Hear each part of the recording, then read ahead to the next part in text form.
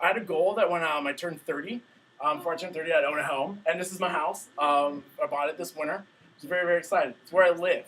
It's important to me. It has air conditioning. And living in the desert, air conditioning is very, very important. Another thing that's really, really important to me is my dogs. I rescued 2 dogs this winter. Like Steve said, they're really important to me. This is my dog Zed. He has this annoying habit of sleeping upside down. It's really, every time, without fail. It's really bizarre. Like yesterday, he was on my chair, like kind of like a taco. And I'm like, what are you doing, dog? That's so strange. My other dog is Henry. He's a little wire terrier. He's really, really loyal. He loves to curl up next to me, and he follows me wherever I go, which is kind of annoying. 6 feet. He's really small. I've stepped on him a few times. He tripped me up once. Fell face first in the floor. But even all of that, they're really, really important to me. Another thing that's really important to me, some of you guys are getting close to high school. My car is really important to me. Just a picture of my car. Alright, so now you know what my car is. Please be nice to it, love it, and respect it.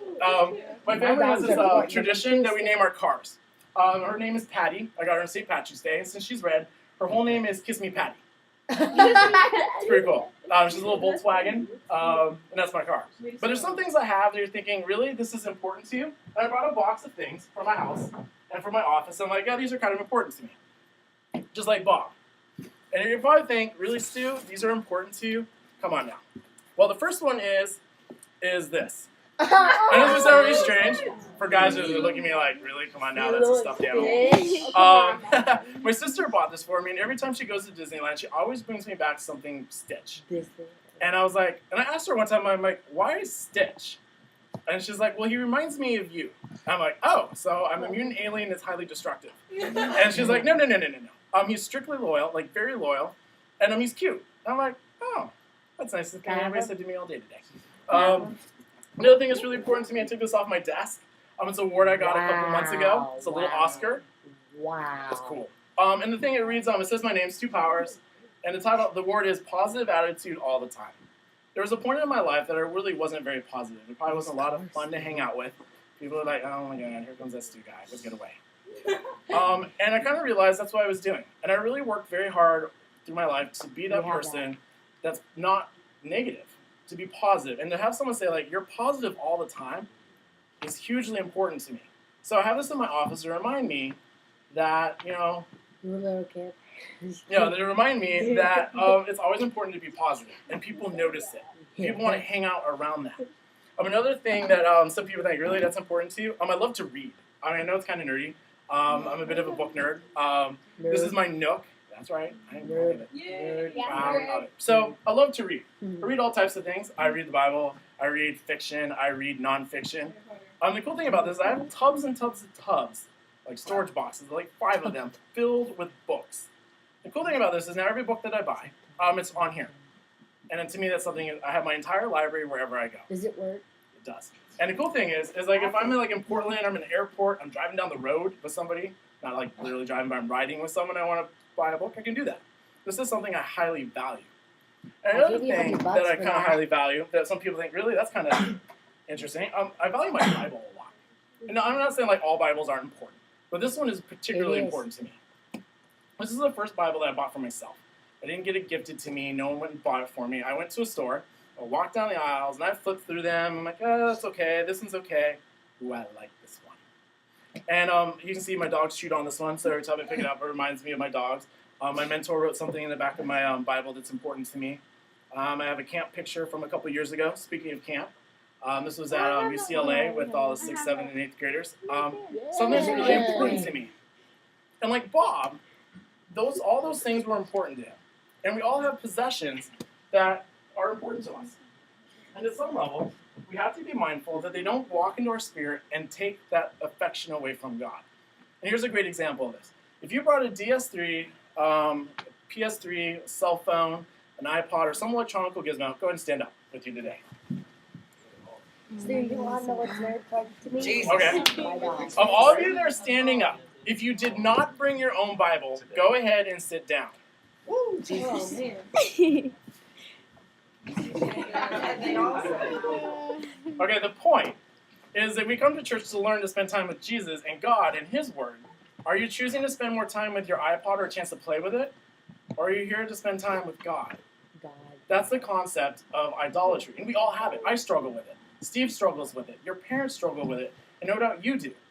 But the thing is, in Exodus 20, it says there's a lot of different idols. Like it says like animals, fish, birds. So not only does our idols have the face of our possessions, some of us have the idol of our friends. Have any of you ever decided to spend the night at a friend's house Saturday night and skip church because you didn't want to wake up early or look goofy? Me. Right? Some of you, it's your athletic ability. Speaking of like sports day, how many of you have ever missed, church or a church event for training because you're worried what the coach would think or what your team would think? For some of you, it's your popularity. Let's be honest. Let's be transparent. Being a Christ follower on a campus of high school and junior high students isn't the coolest thing. You might as well go strut around campus if you're a guy in a skirt. Girls, you might as well, I don't know, not wear makeup. I mean, it's not popular, right? It isn't. But how many of you chosen to hang on to your popularity and not speak the truth in words of love and to share the gospel, right? For some of us, it's our pride. Some of us are really good at being really good at school. So when that pop quiz comes across the desk, you're like, yes, I am this. For some of you, are really good problem solvers. And what happens is you start to rely on yourself instead of God. Call it an independent streak, the idol of independence. For some of us, it's the idol of our plans and our dreams, like the idol of busyness. Are you so busy you don't have time to stop and just rest and relax and hang out with God Almighty? Are you doing like all these things? Are you hanging out with friends? Are you doing homework? Are you doing sports? Are you doing your chores? Your friend, like, are you making those phone calls? Are you hanging out on Facebook? Do you have time just to stop and relax? So is the idol of busyness in your life? How about our dreams and our plans? Like some of us have dreams in our heart. They're like, oh, I want to pursue this. But you know in your heart that it's not right. And you know that God is pulling you in another direction, but you're choosing not to go that way because you're afraid where it's going to go. You're hanging on to your own dreams and not following God's. And we have all these idols in our lives. That's the first point. That's what Jesus is saying. We all have idols. When he looks at Bob and says the 10 Commandments, follow the 10 Commandments. And part of the 10 Commandments is Exodus 24. I'm a jealous God, and I will share your heart with nothing. It doesn't say ... but this and this and this. Your iPod, no. It says, I want to share your heart with nothing, and I will not tolerate your affection of any other gods. That's the first point of this story. The second point is that Jesus asks us to totally sacrifice our idols. Total sacrifice. And when we hear that, total mean like all-inclusive. Not like 99%, not 99.9999, 100% sacrifice. And the word sacrifice is an interesting word. And I thought it's like a theological word we use a lot. And I thought it'd be kind of fun to go to dictionary.com and say, well, what does dictionary.com have to say about this word sacrifice? And by definition, sacrifice means a surrender or destruction of something prized or desirable for the sake of something considered having a higher or more pressing value of claim.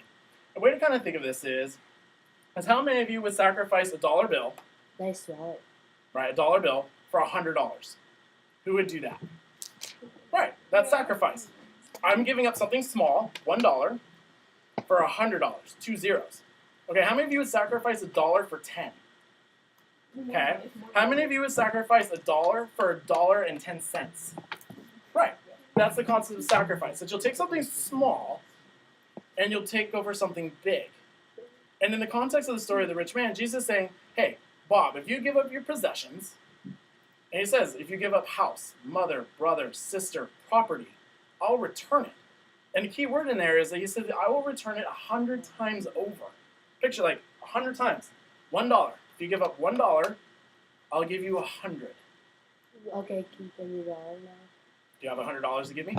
No. There we go. I'll So give you $5. that's the thing. When we're asked for total sacrifice, and Jesus says, you give up that idol, and that you make sure that your heart is wholly dedicated to me, wholly not as in being like, "Oh," but as in like complete, I'll bless that 100 times over. And what is in your spirit? And that brings us to the last point. And Jesus asked Bob this. Once you've gotten rid of your idols and you're idol free, Jesus says, will you follow? Will you follow me? And that's a question that every one of us has to ask. Will I follow God on high? And what does that look like? Jesus said, follow the 10 Commandments. Let there nothing be in your life. Nothing. God is a jealous God, and he doesn't want to share your heart.